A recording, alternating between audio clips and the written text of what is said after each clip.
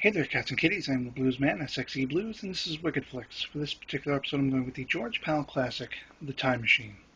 One of my all-time favorite movies. It's definitely in my top 10, which is interesting because it's adapted from a novel by H.G. Wells of the same name, and that too has actually been, something I've proclaimed at various times in my life as being in my top 10 of novels, as it were.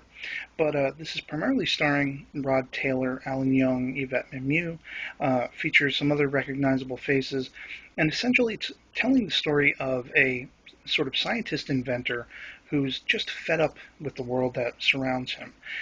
He's seeing sciences in progress and technology going to the perpetual war machine, the destruction of mankind. And he's inspired one day to try to break beyond the fourth dimension, the time dimension, if you will, and constructs this time machine. Which I might add is one of the, down in the history of cinema, probably one of the greatest and most recognizable props slash vehicles ever committed to screen. I absolutely love it. And actually, he builds two, if we want to get really technical about it. He builds the full size version, but he also does a like little model version, which he puts on display for a bunch of his friends. And then they scoff at him, and he decides, screw it. I'm going to jump in this thing. I'm going to go to the far-flung future, which he does, quite by accident, actually. And what turns out is mankind, destroyed itself, akin to Planet of the Apes, which came later. There was like a nuclear holocaust or something like that. And essentially, mankind came to a grinding halt.